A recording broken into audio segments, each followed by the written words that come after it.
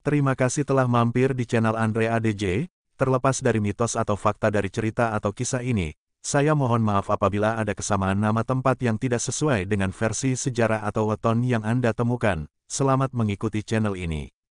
Jangan lupa subscribe, like, and comment, agar cerita selanjutnya bisa Anda dengarkan.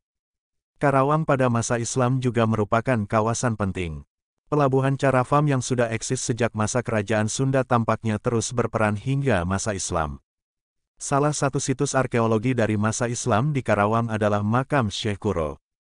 Menurut tulisan yang tertera pada panel di depan komplek makam, nama lengkap Syekh Kuro adalah Syekh Qurratul Ain. Menurut naskah Purwaka Caruban Nagari, Syekh Kuro adalah seorang ulama yang juga bernama Syekh Hasanuddin. Beliau adalah putra ulama besar perguruan Islam dari negeri Campa yang bernama Syekh Yusuf Sidik yang masih ada garis keturunan dengan Syekh Jamaluddin serta Syekh Jalaluddin ulama besar Mekah. Pada tahun 1418 datang di Pelabuhan Muara Jati, daerah Cirebon. Tidak lama di Muara Jati, kemudian pergi ke Karawang dan mendirikan pesantren.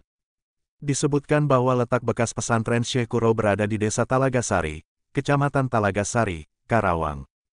Di Karawang dikenal sebagai Syekh Kuro karena beliau adalah seorang yang hafal Al-Quran, hafiz, dan sekaligus qori yang bersuara merdu. Sumber lain mengatakan bahwa Syekh Kuro datang di Jawa pada 1416 dengan menumpang armada Laksamana Cheng Ho yang diutus Kaisar Cina Cheng Tu atau Yongle, raja ketiga zaman dinasti Ming. Tujuan utama perjalanan Cheng Ho ke Jawa dalam rangka menjalin persahabatan dengan raja-raja tetangga Cina di seberang lautan. Armada tersebut membawa rombongan prajurit 27.800 orang yang salah satunya terdapat seorang ulama yang hendak menyebarkan agama Islam di Pulau Jawa. Mengingat Cheng Ho seorang Muslim, permintaan Syekh Kuro beserta pengiringnya menumpang kapalnya dikabulkan. Syekh Kuro beserta pengiringnya turun di Pelabuhan Karawang, sedangkan armada Cina melanjutkan perjalanan dan berlabuh di Pelabuhan Muara Jati Cirebon. Di Karawang pada tahun 1338 Saka 1416 M, mendirikan pesantren di Pura Dalem, diberi nama Pondok Kuro yang artinya tempat untuk belajar Al-Quran. Syekh Kuro adalah penganut mazhab Hanafi, yang datang bersama anak angkat bernama Syekh Bentong alias Tango. Dari istrinya yang bernama Si Uteyo mempunyai seorang putri diberi nama Si Banci. Syekh Kuro kemudian menikah dengan Ratna Sondari dan lahir Syekh Ahmad yang menjadi penghulu pertama di Karawang. Setelah melakukan islamisasi di Karawang, Syekh Kuro kemudian menjalani hidup menyendiri di Kampung Pulau Bata, Pulau Kalapa. Di kampung ini beliau melakukan ujlah untuk mendekatkan diri kepada Allah agar memperoleh kesempurnaan hidup. Demikian ini beliau lakukan hingga akhir hayat. Makam Syekh Kuro ditemukan oleh Raden Sumarja, ayah Jin, dan Syekh Tolha pada hari Sabtu akhir bulan Sya'ban tahun 1859. Mungkin karena ditemukan pada hari Sabtu maka hingga sekarang pada setiap hari Sabtu banyak orang yang berziarah. Komplek makam ini berada di pemukiman penduduk Kampung Pulau Bata, Desa Pulau Kalapa, Kecamatan Lemah Abang tepatnya pada koordinat 06 derajat 15 kaki 101 inci lintang selatan dan 107 derajat 28 menit 900 detik bujur timur. Komplek makam berada pada lahan seluas 2.566 meter persegi yang batas-batasnya sebelah utara pemukiman, timur, selatan, dan barat berupa sawah. Komplek makam ini berada di sebelah selatan jalan desa.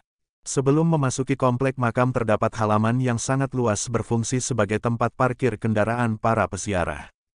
Di pinggir halaman parkir ini terdapat deretan warung yang menyediakan makanan serta benda-benda untuk keperluan ibadah seperti tasbih, peci, mukena, baju koko, dan kitab.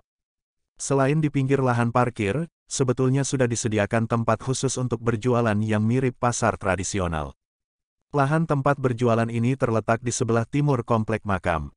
Aktivitas berjualan kelihatan hidup pada setiap hari Jumat malam hingga Sabtu, karena pada hari itu merupakan hari puncak pelaksanaan ziarah.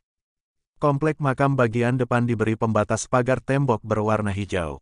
Bentuk arsitektur pagar tembok tersebut melengkung dengan jarak lengkungan tertentu sehingga terbentuk beberapa puncak lengkungan. Pada setiap puncak lengkung pagar dihias dengan semacam kubah masjid. Sisi-sisi lengkungan pagar berhias kaligrafi. Gerbang masuk bagian atasnya juga melengkung, tetapi lengkungannya merupakan kebalikan dengan lengkung pagar. Di sebelah barat gerbang masuk terdapat salah satu dari 7 sumur keramat yang berada di komplek makam. Di sebelah timur gerbang masuk bagian dalam terdapat panel peringatan penemuan komplek makam. Pada panel peringatan tersebut juga tertulis pesan Syekh Kuro yang berbunyi, "Ingsun titip masjid langgar lan fakir miskin anak yatim duafa." Di halaman dalam komplek makam terdapat masjid dan cungkup makam Syekh Kuro. Sebagai objek yang bersifat living monument, semua bangunan di komplek makam ini selalu berkembang mengikuti situasi. Bangunan cungkup makam Syekh Kuro sebagai bangunan inti merupakan bangunan baru, terbagi 3 bagian. Bagian depan merupakan bagian terbuka, bagian tengah merupakan ruangan untuk berdoa, dan bagian dalam tempat makam Syekh Kuro. Para peziarah tidak diperkenankan memasuki ruangan makam Syekh Kuro, peziarah cukup sampai di depan pintu ruangan. Di depan pintu tersebut terdapat beberapa benda untuk ziarah seperti tempat pembakaran kemenyan, beberapa plastik tempat air mineral yang berisi air dari sumur keramat, dan kotak kayu tempat sodakoh. Jirat makam berukuran 2,70 x 2,25 meter. Nisan terbungkus kain putih, tinggi nisan 85 cm. Di samping cungkup makam terdapat salah satu sumur keramat yang dinamakan Sumur Awisan. Sumur tersebut berdiameter 1 meter. Makam Waliullah Syekh Kuro Tulain, terletak di Kampung Pulau Bata Desa Pulau Kalapa Kecamatan Lemah Abang Karawang. Bangunan yang berdiri megah itu, pada saat sekarang menjadi tempat berkunjung. Para penziarah dan pariwisata religius dari berbagai pelosok Nusantara, mereka datang, khususnya setiap Jumat malam Sabtu atau sering, orang-orang menyebutnya istilah Sabtuan. Karamat Pulau Bata adalah situs sejarah Islam yang merupakan aset Kabupaten Karawang dalam bab pariwisata dan menjadikan suatu aset penting dan berharga bagi desa Pulau Bata yang utama. Konon kabarnya, ulama besar yang bergelar Syekh Kuro Tulain dengan nama aslinya Syekh Mursyahadatillah atau Syekh Hasanuddin, beliau adalah seorang yang arif dan bijaksana dan termasuk seorang ualam yang hafiz Al-Quran serta ahli kiroat yang sangat merdu suaranya. Syekh Kuro adalah putra ulama besar Mekah, penyebar agama Islam di negeri Campak, Kamboja, yang bernama Syekh Yusuf Siddiq yang masih keturunan dari Sayyidina Husain bin Sayyidina Ali Radot dan Siti Fatimah putri Rasulullah SAW. Pada waktu itu tanah Jawa masih di bawah kekuasaan negeri Pajajaran dan masih menganut agama Hindu, dengan seorang raja yang bernama Prabu Anggalarang. Kekuasaannya Prabu tersebut meliputi wilayah Karawang. Sebelumnya datang ke tanah Karawang sekitar tahun 1409 Masehi, Syekh Kuro menyebarkan agama Islam di negeri Campa berawal, lalu ke daerah Malaka dan dilanjutkan ke daerah Martasinga Pasambangan dan Japura akhirnya sampai ke pelabuhan Muara Jati Cirebon. Di sini beliau disambut dengan baik oleh Ki Gedeng Tapa atau Ki Gedeng Jumajan Jati, yang masih keturunan Prabu Wastu Kencana dan, oleh masyarakat sekitar, mereka sangat tertarik dengan ajaran yang disampaikan oleh Syekh Kuro yang disebut ajaran agama Islam. Penyebaran agama Islam yang disampaikan oleh Syekh Kuro di Tanah Jawa, rupanya sangat mencemaskan Raja Pajaran Prabu Anggalarang, sehingga pada waktu itu, penyebaran agama Islam agar dihentikan, perintah dari Raja Pajajaran tersebut dipatuhi oleh Syekh Kuro, namun, kepada utusan dari Raja Pajaran yang mendatangi Syekh Kuro, beliau mengingatkan, meskipun ajaran agama Islam dihentikan penyebarannya tapi kelak, dari keturunan Prabu Anggalarang akan ada yang menjadi seorang waliullah. Beberapa saat kemudian beliau pamit pada Ki Gedeng Tapa untuk kembali ke negeri Campa. Di waktu itu pula Ki Gedeng Tapa menitipkan putrinya yang bernama Nyi Mas Subang Larang, untuk ikut dan berguru pada Syekh Kuro. Tak lama kemudian Syekh Kuro datang kembali ke negeri Pajajaran beserta rombongan para santrinya, dengan menggunakan perahu dagang dan serta di dalam rombongan adalah Nyi Mas Subang Larang, Syekh Abdul Rahman, Syekh Maulana Maskur dan Syekh Abdillah Dargom. Setelah rombongan Syekh Kuro melewati Laut Jawa dan Sunda Kelapa dan masuk Kali Citarum, yang waktu itu di kali tersebut ramai dipakai keluar masuk para pedagang ke Pajajaran, akhirnya rombongan beliau singgah di Pelabuhan Karawang. Menurut buku sejarah masa silam Jawa Barat yang terbitan tahun 1983 disebut, Pura Dalem. Mereka masuk Karawang sekitar 1416 m yang mungkin dimaksud Tanjung Pura, di mana kegiatan pemerintahan di bawah kewenangan Jabatan Dalem. Karena rombongan tersebut, sangat menjunjung tinggi peraturan kota pelabuhan, sehingga aparat setempat sangat menghormati dan memberikan izin untuk mendirikan musola 1418 Masehi sebagai sarana ibadah sekaligus tempat tinggal mereka.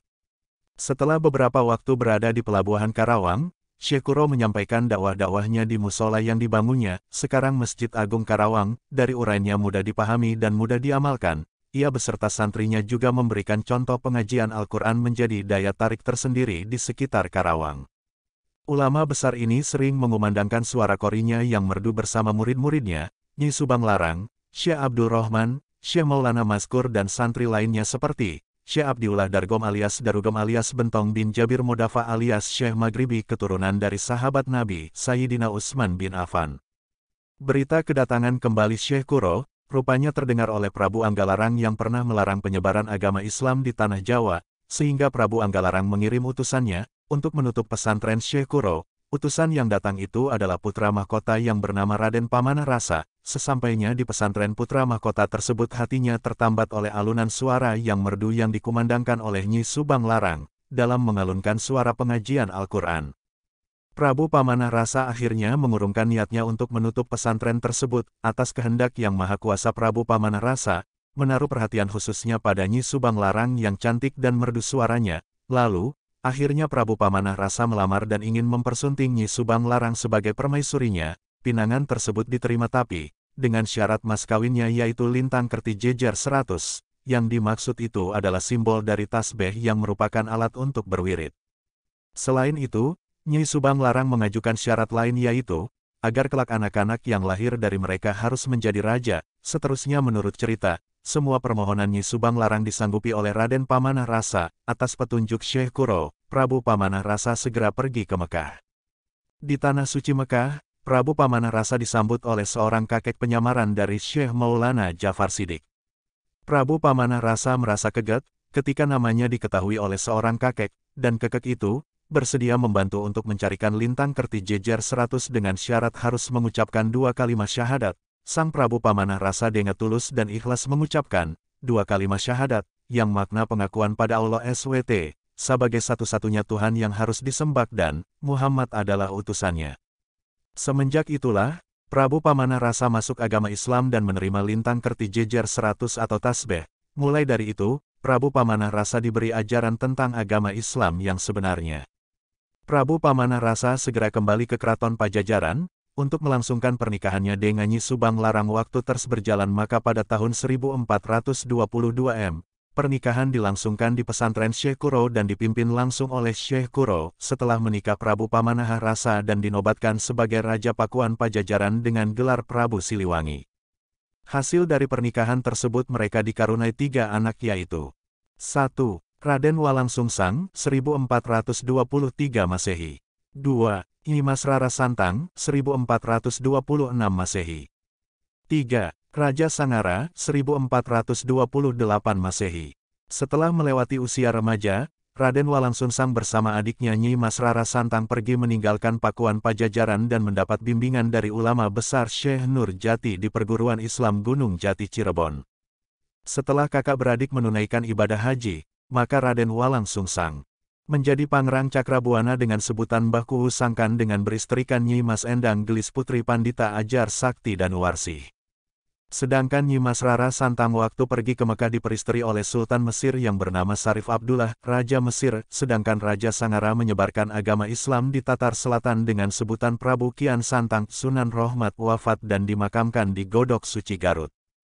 Nyi Mas Rara Santang setelah menikah dengan Raja Mesir, namanya diganti menjadi Syarifah Mudaim. Dari hasil pernikahannya dikaruniai 2 orang putra, masing-masing bernama Syarif Hidayatullah dan Syarif Nurullah. Setelah ayahnya meninggal dunia, jabatan Sultan Mesir diserahkan kepada Syarif Nurullah, sedangkan Syarif Hidayatullah meneruskan menimba ilmu agama Islam dari ulam Mekah dan Baghdad.